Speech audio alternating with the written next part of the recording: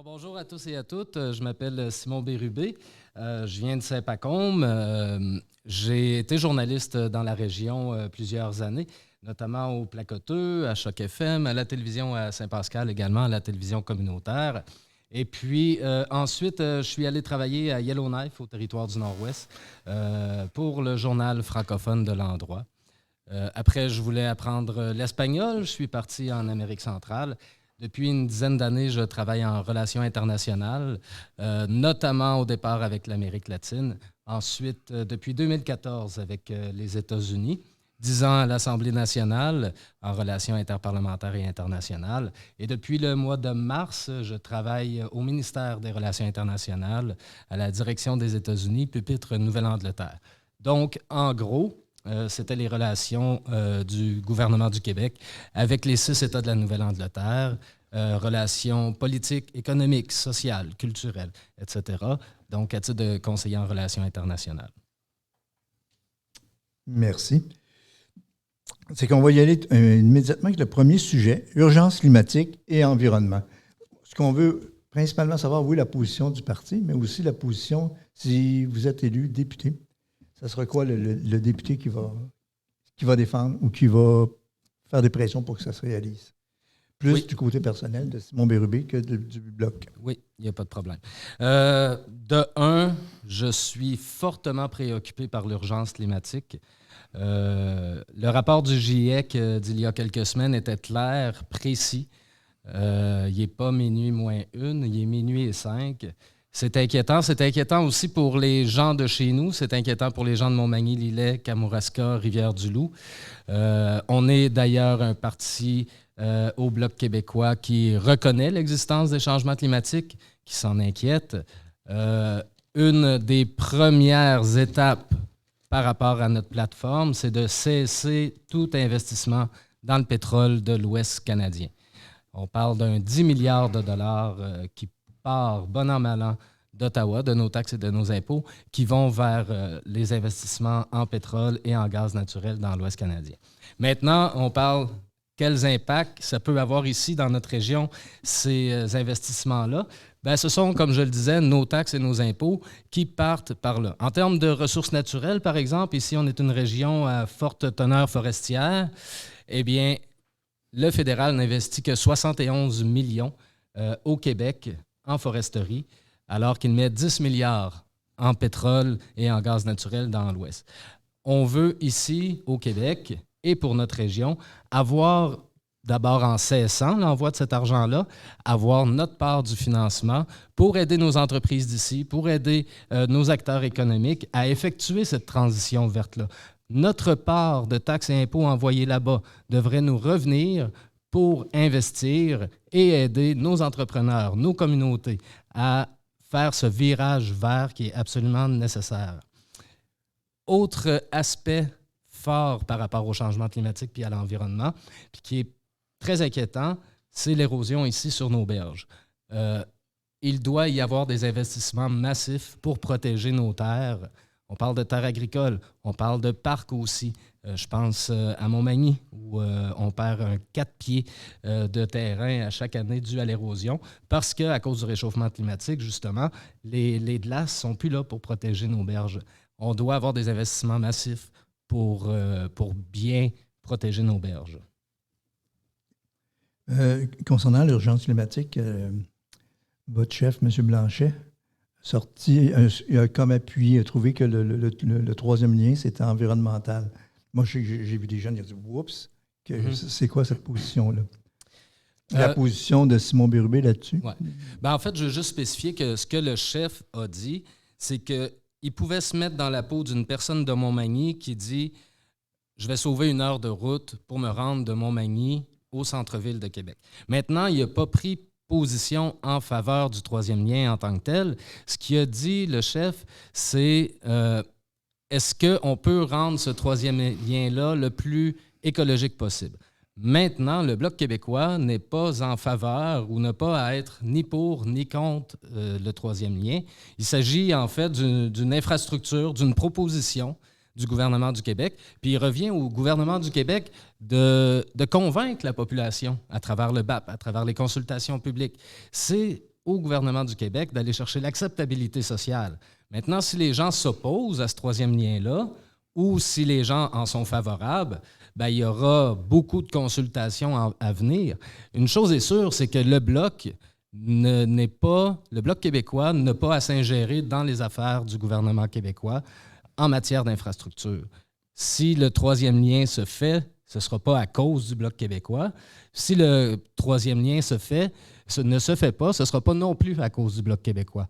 Je pense que c'est la nuance qui est importante ici. Et Simon Bérubé, il pense quoi du troisième lien? Simon Bérubé, ce que je pense du troisième lien, je ne veux pas trop, comme je viens de le dire, le Bloc québécois n'a pas à s'opposer ou à être en accord avec le troisième lien. C'est vraiment de juridiction québécoise. Ce que je pense du troisième lien, c'est que si vraiment le projet allait de l'avant, parce que là, on s'entend, là, le tunnelier, il n'est même pas dessiné encore. Il n'est pas inventé, ce tunnel-là. Donc, si ça va de l'avant, ce que je pense, c'est j'invite la population à vraiment s'exprimer lorsqu'il y aura les consultations publiques, à s'exprimer fortement, soit en faveur, soit contre ce troisième lien-là. Je veux que la population puisse s'exprimer. Merci. Est-ce qu'il y a des questions concernant l'urgence climatique ou le réchauffement de l'environnement, soit en Zoom, soit en Facebook Live ou dans la salle?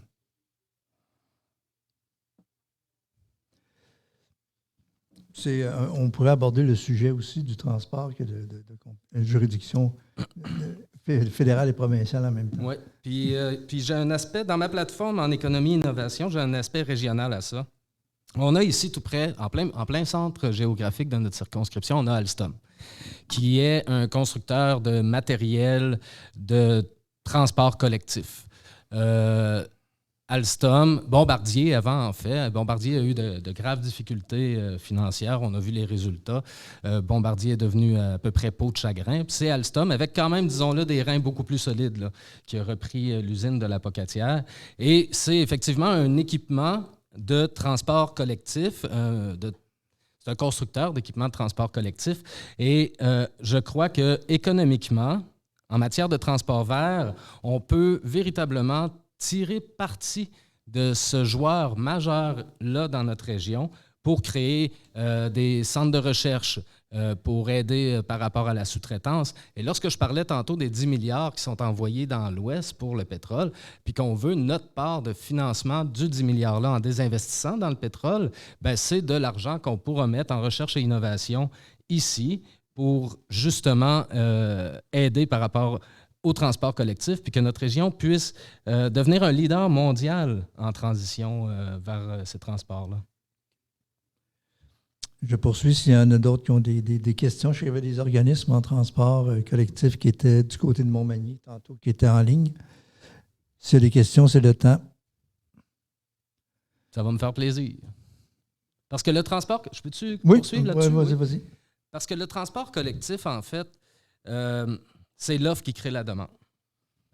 C'est important pour les leaders locaux, régionaux, les députés provinciaux, fédéraux, de participer à cet effort-là, d'offrir un transport collectif viable, vert, et c'est véritablement vers ça que notre société s'en va. Qu'on le veuille ou non, le transport collectif va devenir, à terme, probablement un des moyens les plus communs pour se déplacer.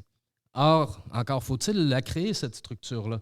Et c'est la responsabilité des leaders locaux, comme je le disais, puis régionaux, ainsi appuyés par les élus, de faire en sorte de créer cette espèce de conditions-là qui vont faire en sorte qu'on aura une offre attrayante pour les gens, de par, entre autres, des investissements, créer cette offre attrayante-là, qui va faire en sorte que les gens vont se dire « Ouais, ça va être plus facile pour nous de prendre le transport collectif pour aller à Québec ou pour descendre à Rivière-du-Loup que d'utiliser notre voiture à 1,44 $ présentement le litre d'essence. » Alors, par rapport au transport collectif, évidemment, je suis fortement en faveur de cette offre-là, puis du développement d'un transport collectif, d'autant que c'est une opportunité économique pour nous en plus, de par ce que je viens de parler avec Alstom. Bien, merci. On a une question dans la salle Zoom. Monsieur Donald Veilleux. Bonjour, M. Bérubé. Bonjour. Merci d'être là. Mon nom est Donald Veilleux. Je suis directeur général du transport collectif et adapté de la MRC de Montmagny. Oui. Actuellement, je vais vous parler de que l'offre suscite la demande. Tous les organismes en transport collectif et adapté, on aimerait ça avoir une meilleure offre pour mieux desservir nos populations. Ça, c'est certain. Mais l'offre qui dit offre dit aussi financement. Oui. Et actuellement, le financement, il y a une petite partie qui vient des usagers, une petite partie qui vient des MRC. Et on sait que sur notre territoire, votre territoire à vous, toutes les MRC, c'est les grands espaces et peu de population. Et le reste, à peu près 75 %, c'est le gouvernement provincial à travers le ministère des Transports qui le finance. Il n'y a pas un sou qui vient d'Ottawa. Avez-vous des projets? Bien, c'est sûr que Simon Bérubé, comme éventuel député du Bloc québécois, puis le Bloc québécois, on est intrinsèquement en faveur d'un investissement accru pour tout ce qui est transport vert, tout ce qui est transport durable et tout ce qui est transport collectif. Alors, pour ce qui est des projets, évidemment, on aura sans doute l'occasion de discuter. Je serai à l'écoute des gens de la région qui ont des projets pour faire en sorte que ces projets-là deviennent réalité, puis qu'on puisse véritablement, ici dans notre circonscription, mais partout à travers le Québec aussi, qu'on puisse véritablement avoir des projets structurants qui feront en sorte que le transport et local et interurbain puisse être amélioré pour tout le monde. Je parle des gens qui font le choix ou pas de ne pas avoir de voiture, mais également pour les gens qui ont une voiture puis qui voient la plus-value écologique à utiliser ces transports en commun-là puis ces transports collectifs-là. Sous-question, s'il vous plaît. Donc, évidemment, le Bloc, de par sa nature, vous ne serez jamais au pouvoir à Ottawa, mais est-ce que c'est dans les cartons du Bloc de déposer éventuellement un projet de loi pour aider les organismes en transport collectif en milieu rural? Comme je le disais, on a un fort préjugé favorable en faveur des transports collectifs. Maintenant, est-ce que l'on a un projet de loi strict et précis? Il faudra que je vérifie, mais notre préjugé favorable fait en sorte qu'au cours d'un prochain mandat, on pourra très certainement regarder la question. Puis, pour ce qui est d'être dans l'opposition puis de ne pas être au pouvoir, ça n'a pas empêché nos députés, les 32 députés présents à la Chambre des communes au cours de la dernière législature, de déposer une panoplie de projets de loi, de susciter une panoplie de débats qui ont même mis certains sujets sur la table et à l'ordre du jour. Donc, je suis absolument ouvert à cette idée-là. Puis comme tout projet de loi, bien, ça prend les consultations nécessaires. Puis ça me fera absolument plaisir de discuter avec vous, puis avec les autres acteurs de la région en matière de transport adapté, de transport collectif, pour aider à avoir des financements accrus en matière de transport. Parce que dans notre plateforme, ce qu'on dit également, c'est que les bons joueurs du côté environnemental, les bons joueurs comme le Québec, devraient se trouver à être récompensés via la création de projets verts puis le financement de projets verts qui vont faire en sorte que vraiment le Québec pourra encore plus être leader en matière de transition, on peut dire transition énergétique parce que là, on s'éloignerait de la combustion fossile pour aller entre autres vers le transport électrique et vers le transport en commun. Merci et bonne fin de rencontre. Merci beaucoup. C'est que s'il n'y a pas d'autres questions, on passera au point suivant. Égalité des chances. On sait que les femmes particulièrement gagnent 20 % de moins que les hommes. Les retraités, souvent, vont arriver en fin de vie, surtout les femmes tombent veuves ou l'homme veuf, mais principalement les femmes qui n'avaient pas cotisé au régime des rentes du Québec. Et puis, un frigidaire brise, puis on a pour 6 mois avant de récupérer ça. En éducation aussi, on sait que nos jeunes qui sont en région, pour aller étudier à Montréal, aller étudier à Québec, ça coûte extrêmement cher. C'est pas donné à tout le monde. Je lisais, je l'ai dit tantôt avec les 2 autres candidats, une étude qui est sortie de l'Université Laval en médecine où la grande majorité des étudiants en médecine, les parents gagnaient plus que 155 000 par année, alors que ça représente entre 10 et 15 % de la population du Québec. C'est que s'il y a toutes ces chances-là, le Bloc québécois veut travailler et Simon Bérubé veut travailler de quelle façon?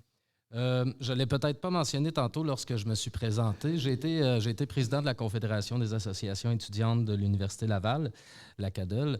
J'ai été président de cette association-là en 2008-2009. Je suis donc très sensible, puis j'ai beaucoup milité en faveur d'une meilleure accessibilité aux études collégiales et dans mon cas, évidemment, puisque c'était mon mandat universitaire.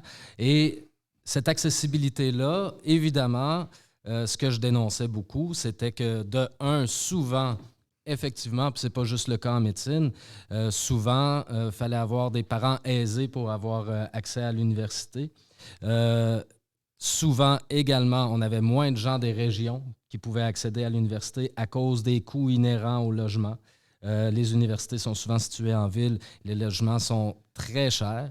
On peut parler, par exemple, l'éducation étant de juridiction du Québec et exclusive, je ne peux pas arriver et dire bon, ben on va financer tel programme. Sauf qu'on peut, à travers le gouvernement fédéral, favoriser les conditions qui vont faire en sorte que des étudiants peuvent avoir un meilleur accès ou puissent étudier à distance.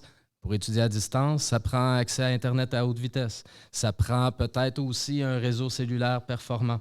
Ça, c'est des questions qui sont de juridiction fédérale via le CRTC et dont j'ai parlé dans ma plateforme en économie et innovation, qui feront en sorte qu'il sera plus facile d'accéder aux études en ville, mais tout en restant en région et en contribuant aussi à l'économie de notre région. Les retraités, si on pense aux retraités qui ont... Les retraités. Écoutez, mon chef Yves-François Blanchet était ici au 2e jour de campagne pour justement dénoncer la création de 2 classes de retraités, les 65 à 75 ans et les 75 ans et plus. Au cours de la dernière année, les 75 ans et plus ont vu leur pension augmenter, mais pas les 65 à 75 ans. À mon humble avis, c'est une mesure cynique. Dans le fond, on dit aux 65-75 ans, brûlez vos REER, brûlez vos régimes de pension privés, puis après ça, on va vous aider.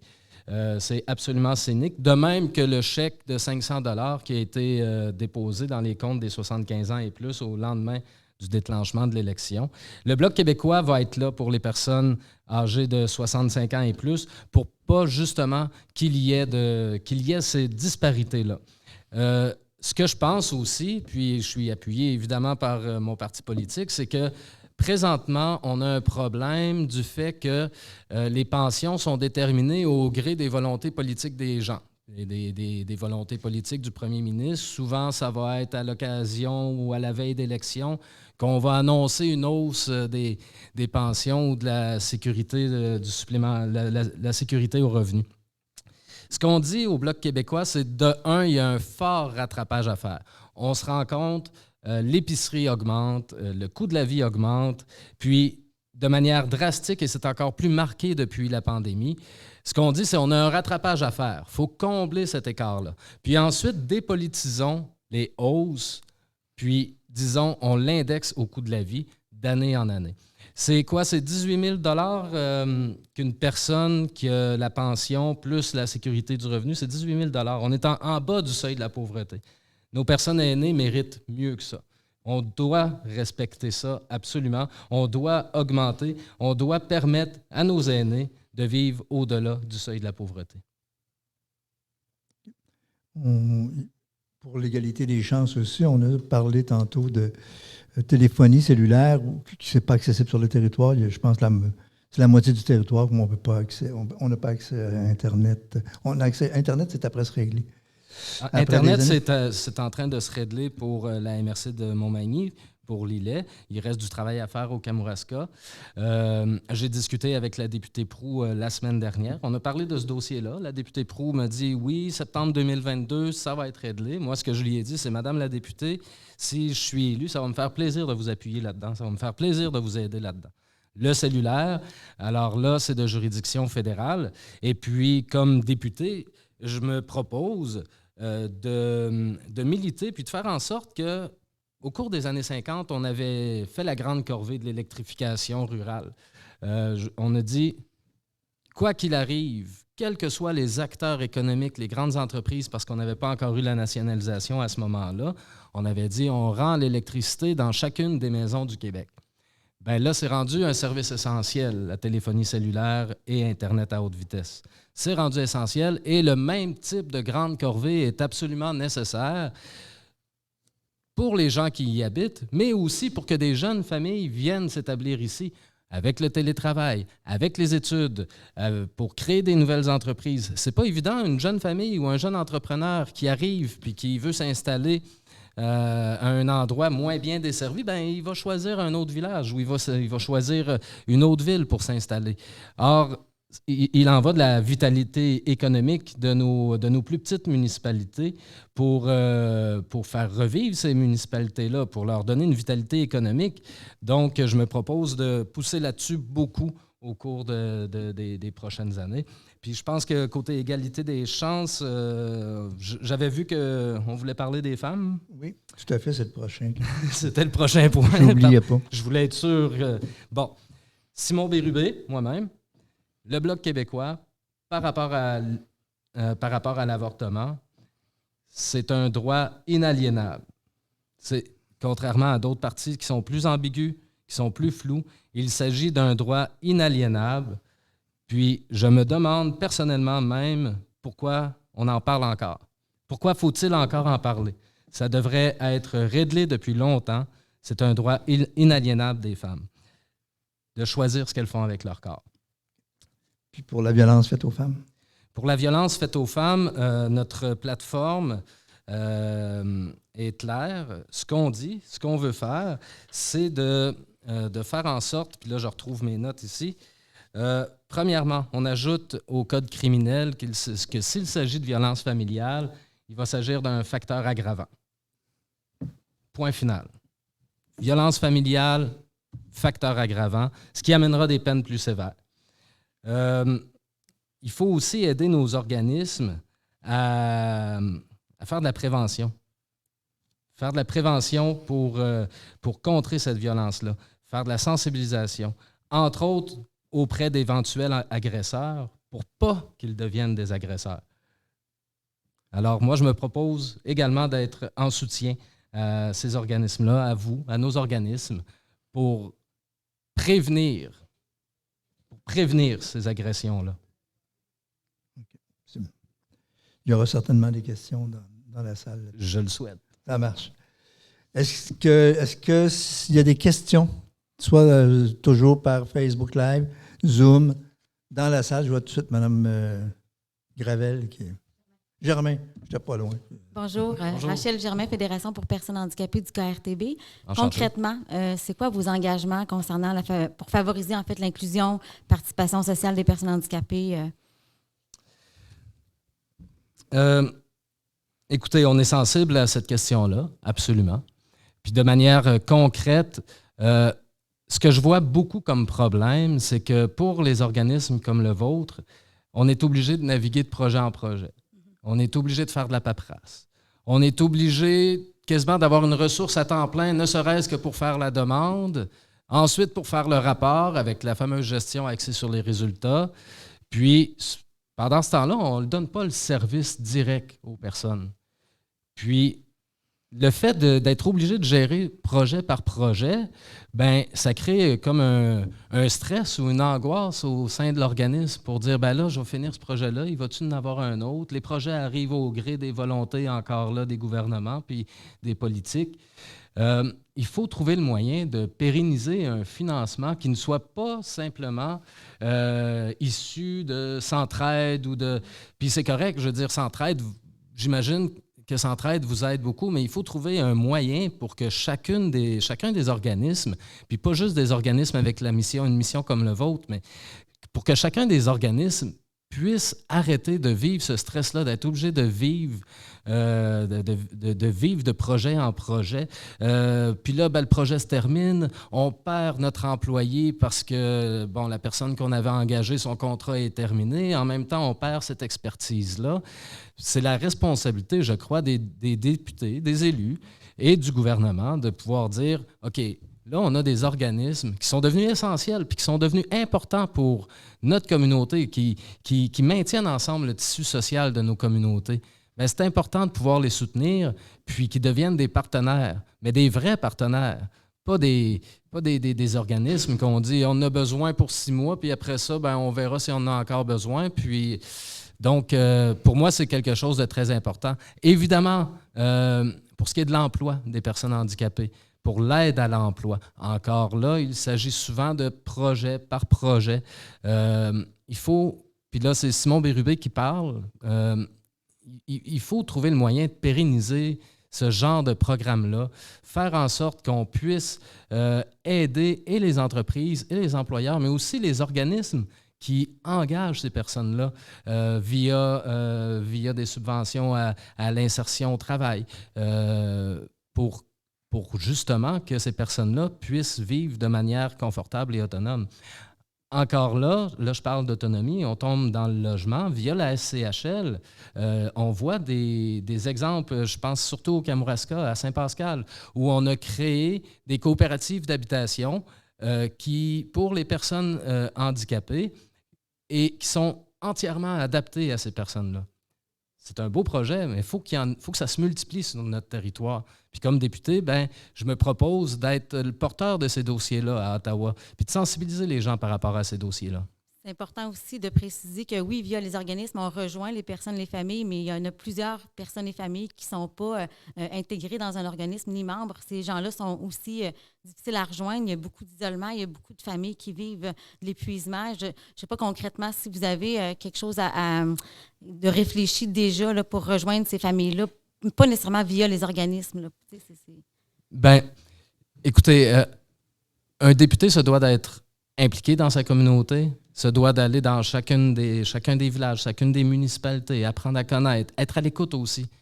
Lorsque quelqu'un dit, parce que souvent il peut avoir une certaine forme d'isolement qui se crée tout seul. Mais un député se doit d'être à l'écoute. Ah, écoute, Simon, je pense que la madame au coin de la rue a peut-être besoin d'aide. Bien, il ne faut pas avoir peur d'aller voir. Avez-vous besoin d'aide, madame? Avez-vous besoin d'aide, monsieur? Est-ce qu'il y a quelque chose que je peux faire pour vous? Il faut être à l'écoute de ça. Il faut aussi être en lien avec nos organismes pour dire, je pense qu'on a un problème dans telle municipalité ou je pense qu'il y a un monsieur ou une dame qui vit une certaine détresse par rapport à son handicap. Y a-t-il une façon qu'on peut l'aider?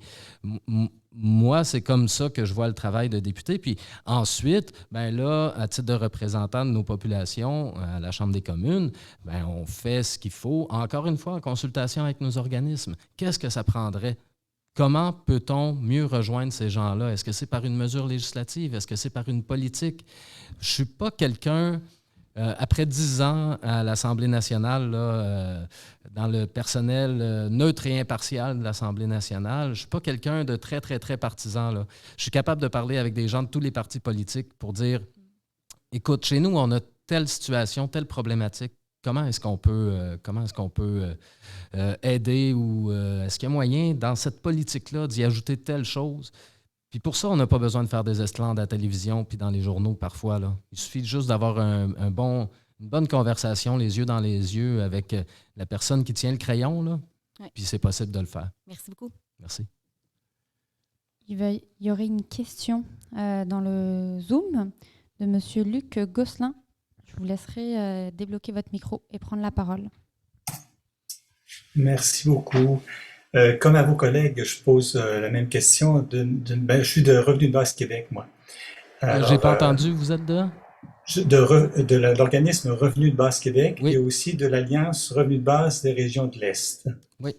Alors, j'ai 2 questions. Est-ce que vous connaissez l'Alliance, c'est des gens et des organismes du Bas-Saint-Laurent, Gaspésie et de la Madeleine qui proposent un projet pilote de revenu de base éventuellement.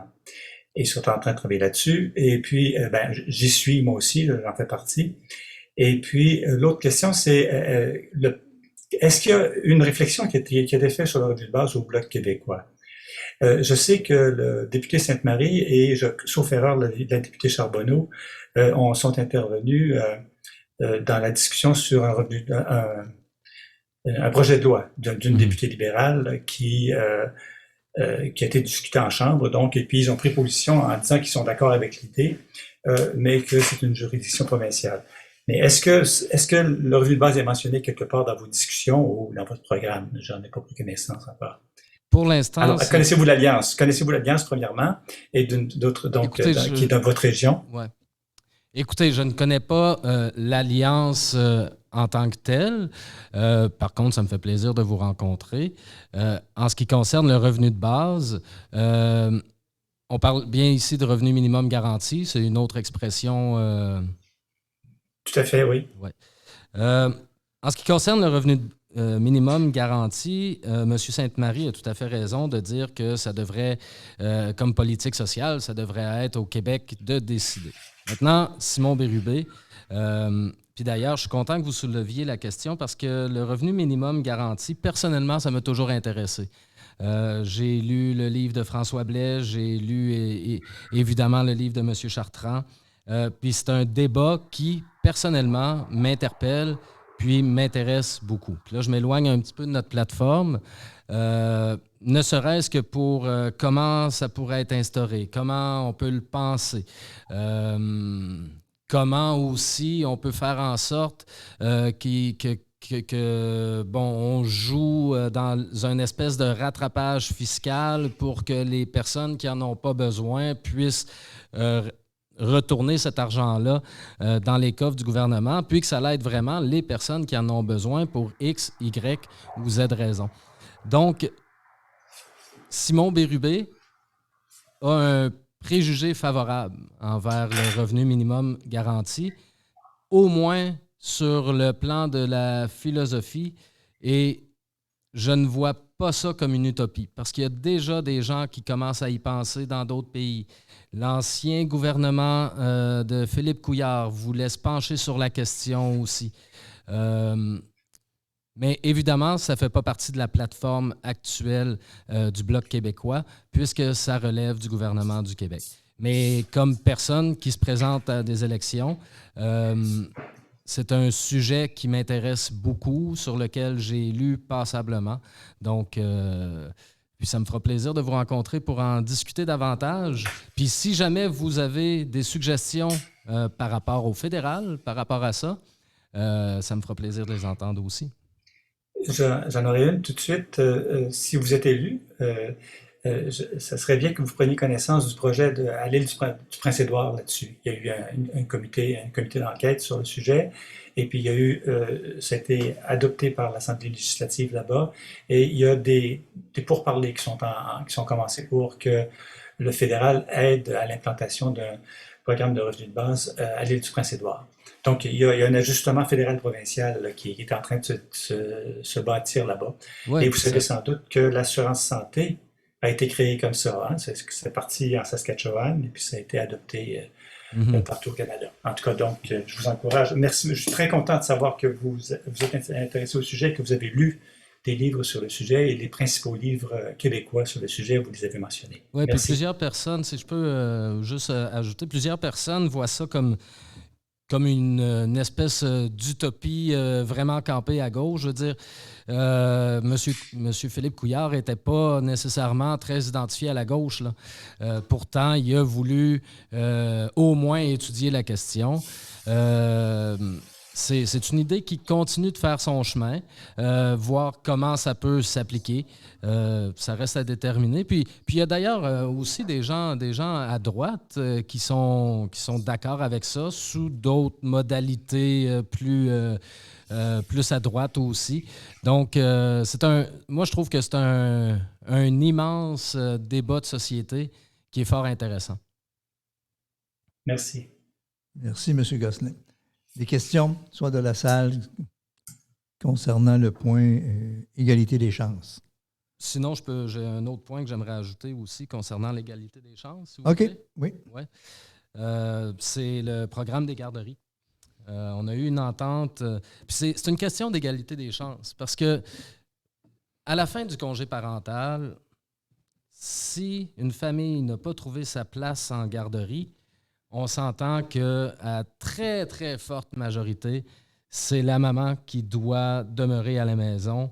Puis là, on parle ici de mamans qui font ce choix-là, là, qui décident, qui voudraient poursuivre leur carrière, puis qui ne peuvent pas, parce que pour une raison ou une autre, à très forte majorité, ce sont elles qui doivent rester à la maison pour s'occuper de l'enfant ou des enfants jusqu'à ce qu'une place en garderie soit trouvée. Grâce aux pressions du Bloc québécois, entre autres, puis je ne m'en cache pas, parce que ça n'aurait même pas été à l'ordre du jour à Ottawa si le Bloc québécois n'avait pas été là. Le gouvernement de François Legault a réussi à obtenir l'entente de 6 milliards sur 5 ans pour les places en garderie. Puis j'ai été étonné, et le mot est faible, de constater que certains partis veulent déchirer cette entente-là de 6 milliards. Ce matin, j'ai fait une sortie médiatique où je dis que je vais protéger coûte que coûte cette entente-là de 6 milliards parce que les besoins dans notre région sont trop criants. On a beau donner des crédits d'impôt, ça ne crée pas des places en garderie. Et les gens, on se retrouve quand même organisés pour s'organiser avec les grands-parents, avec les voisins, les voisines. Il faut un programme structurant. On a réussi à obtenir ce 6 milliards-là. Le contrat est signé avec le premier ministre Legault. Il n'est pas question qu'on laisse cette entente-là se faire déchirer. Et aussi, autre point par rapport à l'égalité des chances, en fait, les services de garderie, c'est rendu un service essentiel. Tant qu'à moi, c'est devenu un service essentiel. Et puis, notre modèle au Québec fait figure d'inspiration un peu partout dans le monde, puis dans les autres, dans les provinces canadiennes aussi. Je veux dire, la majorité des Canadiens veulent copier le modèle québécois.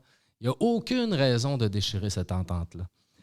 Et on doit également, par rapport à ça, dans l'intervalle, parce qu'on manque de place en garderie, trouver des moyens pour que les mères, à la fin de leur... Parce que, encore là, c'est en grande majorité des femmes qui sont obligées de rester à la maison pour cause de manque de place en garderie. On doit faire en sorte que l'assurance emploi puisse soutenir financièrement ces personnes-là qui sont obligées de rester à la maison faute de place en garderie. C'est un message que je voulais absolument les garderies, passer. c'est même un levier économique. Absolument. Est-ce qu'il y a d'autres questions concernant l'égalité des chances? Maintenant, si on parle de logement accessible un peu partout au Québec, probablement au Canada aussi, c'est maintenant rendu dans la région ici. Les employeurs trouvent des employés, mais les employés ne peuvent pas s'en venir parce qu'il n'y a pas d'endroit où loger. Les loyers montent, le prix des loyers monte à vue d'œil de façon gênante. Qu'est-ce que on peut, Simon Bérubé du Bloc québécois peut faire là-dessus? La pression est immense sur le logement, ici dans la circonscription. Le coût des maisons augmente beaucoup. Les logements sont de plus en plus rares. Parfois, malheureusement, de plus en plus vétustes aussi. Moi, personnellement, je préside le conseil d'administration de la coop d'habitation où j'habite. Puis, on a eu maille à partir beaucoup avec la fin des conventions de la SCHL parce que ces conventions-là, pour ceux et celles qui sont moins familiers, si on veut, ces conventions-là, à la fin de l'hypothèque, faisaient en sorte que ce qu'on appelait l'aide de deuxième recours se terminait automatiquement. Donc, nos familles, dans la coop de 32 logements où j'habite, qui est une coop mixité sociale, on a des personnes à plus faible revenu, des gens de la classe moyenne comme moi. On n'a pas de gens si aisés par contre, mais bon, ils font des choix autres qui sont bien corrects. Mais bon, ces personnes-là à faible revenu se sont retrouvées du jour au lendemain sans obtenir l'aide de deuxième recours. C'est Stephen Harper qui avait décidé de ne pas prolonger cette aide de deuxième recours-là. Il a fallu qu'on fasse des pressions énormes auprès du gouvernement, qui est devenu par la suite libéral, pour que ça puisse revenir. Maintenant, ce qui est arrivé, c'est qu'ils l'ont reconduit, mais pour 1 an. Alors, faudra, moi, comme député qui est personnellement impliqué là-dedans, pour avoir dû aider des familles qui en arrachaient pas mal à cause de la fin de l'aide de deuxième recours, comme député au Bloc québécois, évidemment, je vais travailler pour la pérennisation de ça. Maintenant, les propositions du Bloc, première des choses, on voudrait réaménager la stratégie nationale du logement pour créer un fonds d'acquisition pour les OBNL en logement, pour les coopératives d'habitation, pour tout ce qui est habitation à prix modique, afin de faire l'acquisition d'immeubles. Parce que, bon, si les maisons sont plus chères, évidemment, les immeubles sont plus chers aussi, si bien qu'une OBNL ou une coop qui veut acheter un immeuble qui est beaucoup trop cher, ne pourra pas offrir, si cette organisation-là veut survivre financièrement, ne pourra pas offrir des logements à prix modique ou un peu en bas du marché parce que la bâtisse a coûté trop cher. Donc, ce qu'on dit, nous autres, c'est faisons un fonds d'acquisition d'immeubles pour que l'abordabilité du logement puisse être maintenue. Puis ça, évidemment, ce que ça fait, c'est que ça libère un peu, ça enlève de la pression sur le marché du logement plus privé, si on veut, ce qui va enlever beaucoup de pression par rapport à ça. Aussi, une de nos demandes, et évidemment, ça prend beaucoup de députés du Bloc québécois pour y parvenir, c'est un réinvestissement dans le logement social qui viendrait d'Ottawa. Puis d'ailleurs, on parle beaucoup de juridiction. Le logement, c'est de juridiction du Québec, normalement, mais ça fait plusieurs années que le fédéral s'en mêle avec son pouvoir de dépenser, son fameux pouvoir de dépenser. Ça fait que le fédéral a créé une bébite qui vient se mêler d'une juridiction du Québec, puis une fois que on ne peut plus s'en passer, ben là, il se désengage tranquillement, ce qui crée la crise du logement qu'on connaît actuellement, puis en région également. Donc, ce qu'on veut, c'est que dorénavant, le fédéral dise, en matière de logement social, que 1 % des revenus annuels totaux soit consacré au logement, à l'abordabilité des logements. Ça, c'est dans notre plateforme actuelle. Ça peut être des logements sociaux, des logements communautaires. Également, autre point intéressant, c'est qu'on propose une taxe sur la spéculation. Donc, cette taxe sur la spéculation-là permettrait également de savoir un petit peu, de un, ça serait dissuasif, puis de deux, ça permettrait un certain réinvestissement aussi dans le logement. Je connais des gens principalement sur le bord du fleuve. On sait que les propriétés ont monté sur le bord du fleuve de manière assez incroyable, qui possèdent le même immeuble depuis des générations. Je pense à une dame à Kamouraska, entre autres, puis elle, c'est particulier parce que son chalet s'est passé de mère en fille sur plusieurs générations. Et puis, comme à Kamouraska, les prix ont augmenté de manière incroyable, elle ne peut plus payer ses taxes. Elle ne peut même plus payer ses taxes municipales. Donc, elle ne peut même pas jouir de sa propriété qui lui a été léguée par sa mère et par sa grand-mère. Durant tout l'été, elle est obligée de la louer. Donc, cette taxe sur la spéculation-là pourra permettre d'être un dissuasif et puis elle s'appliquera sur tout immeuble qui n'a pas été occupé pendant 6 mois ou des immeubles qui appartiennent, des immeubles d'habitation, là, qui appartiennent à des corporations ou à des fonds d'investissement. C'est une des solutions qui peut faire en sorte qu'on va stabiliser les prix. Ici, dans la région, c'est cher. Ailleurs, c'est souvent pire, mais il faut absolument reprendre le contrôle de cette situation-là pour que, justement, les gens de chez nous puissent se loger convenablement. Puis les nouveaux arrivants aussi, parce qu'on manque de main-d'œuvre partout. Il faut que les nouveaux arrivants, qu'ils viennent de l'étranger ou de d'autres régions du Québec, puissent s'installer confortablement chez nous, se sentent accueillis, à l'aise et aient le goût de rester. Merci. Est-ce qu'il y a des questions, des commentaires sur le logement social? Soit Zoom, Facebook Live ou dans la salle.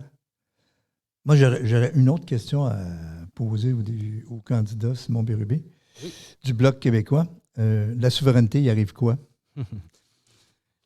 Bon, je cacherai à personne que je suis un indépendantiste. en opposition à dépendantiste, peut-être. Je crois que, comme peuple, on a toutes les capacités, toutes les richesses, tous les cerveaux, puis on a le cœur aussi pour pouvoir vivre sans être au crochet d'Ottawa continuellement. Bon an, mal an, tantôt je vous parlais des 10 milliards qu'on envoie au pétrole.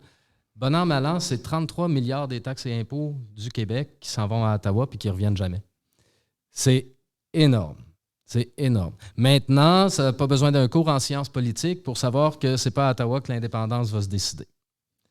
En attendant, une forte délégation de députés indépendantistes à Ottawa pour, je dirais même, cesser le saccage fédéral dans l'autonomie des provinces, dans les capacités des provinces, dans les juridictions du Québec.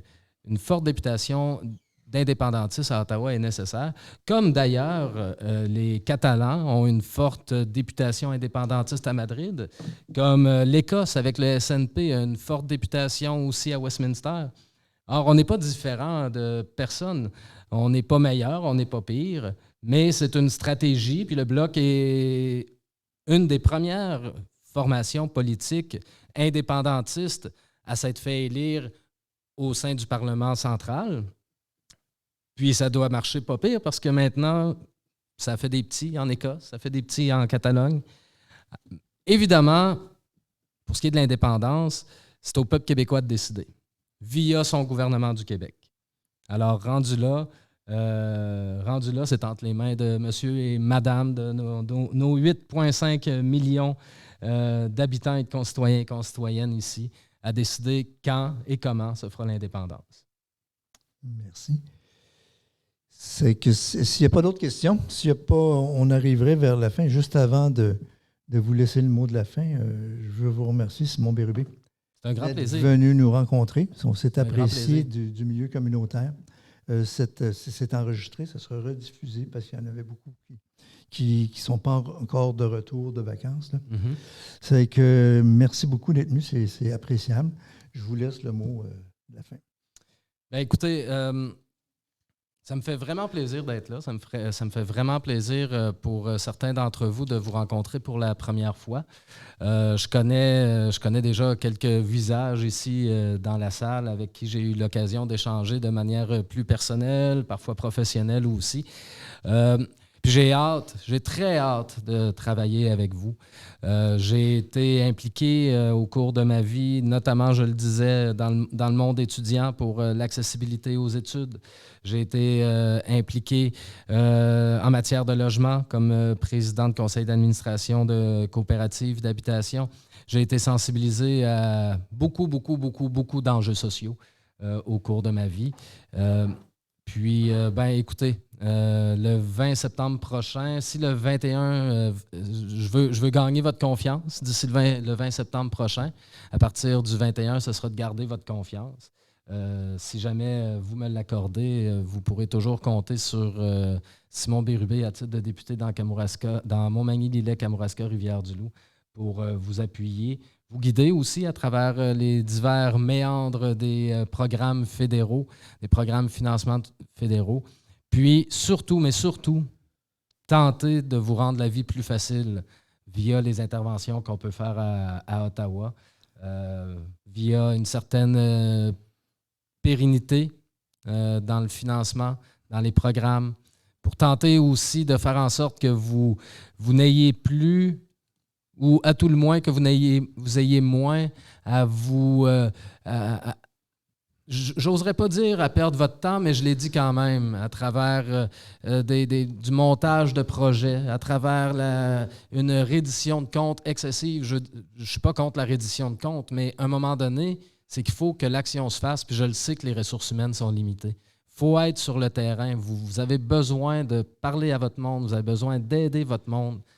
Il faut que les gouvernements le comprennent, puis qu'ils disent « Ouais, c'est-tu absolument nécessaire là, que j'y demande de me remplir ce grand formulaire-là? Ça va-tu vraiment m'être utile?